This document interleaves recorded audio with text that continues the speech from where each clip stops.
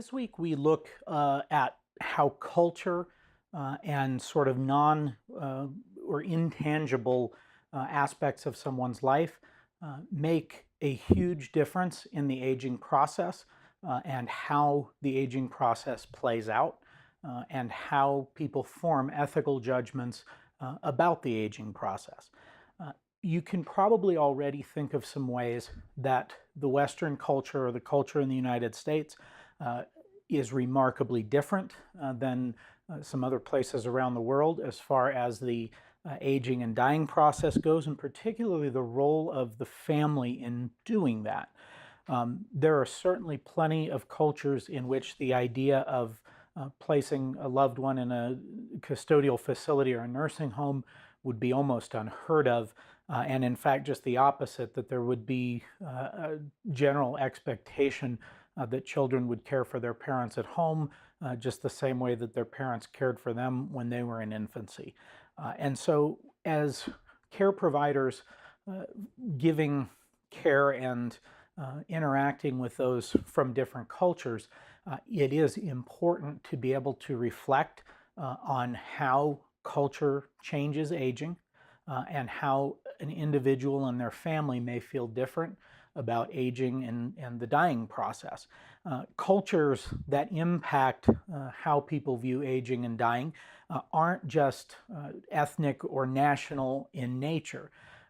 Each or virtually every religion in the world, every organized religion, has strong beliefs about life after death, and heaven and hell in some cases, and reincarnation in other cases. And so sometimes, in addition to being shaped by our society and culture, people's view on the aging and dying process is shaped by religious or spiritual beliefs. Sometimes end-of-life beliefs are informed by other things, by science perhaps, informed by just all kinds of outside influences that are more abstract and nuanced in behavior, in nature, but still have to be engaged in every instance with full respect and a mind toward preserving the dignity of the individuals that you're caring for in those cases. Now, you're coming up on an assignment in this class where you're going to explore how culture has changed ethical formation. We talked about earlier in the course how ethical formation essentially is the process by which people determine what's good and what's not.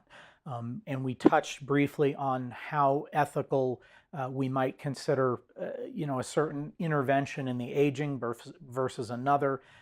And one of the things that I remember so distinctly about working at the Cook Children's Hospital ER.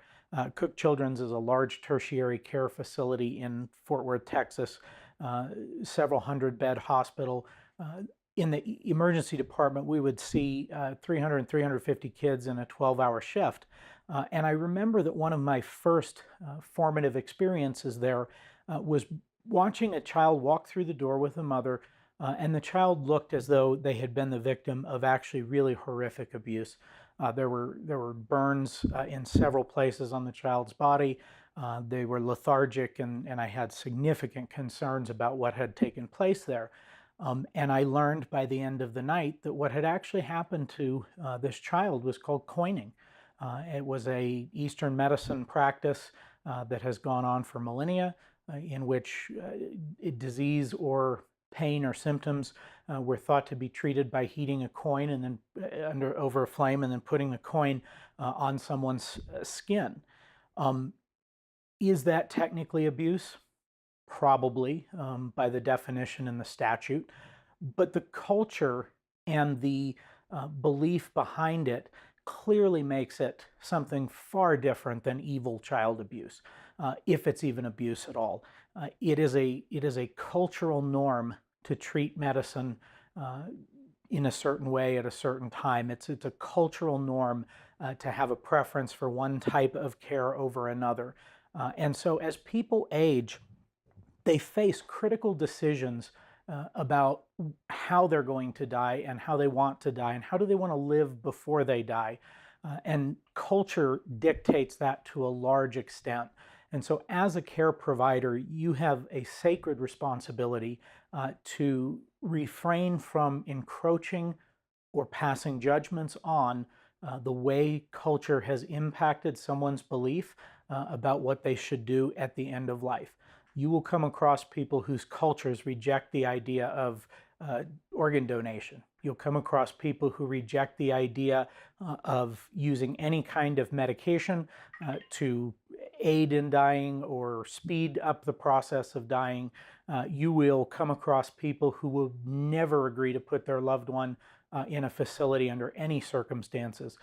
And so it's important to know how culture influences what a family and an aging individual decide to be right and wrong during that process. You're coming up on an assignment this week where you're going to build a timeline. You're going to build a timeline that reflects the progression of an ethical issue over time.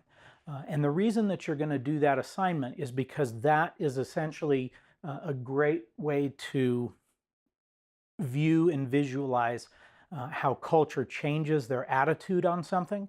And as they change their attitude on a topic, the law and the way other people view ethics changes along with it. So let's look at a scenario that we'll use as an example for kickstarting that exercise and make sure then you feel really good about what you've been assigned in regards to this timeline project.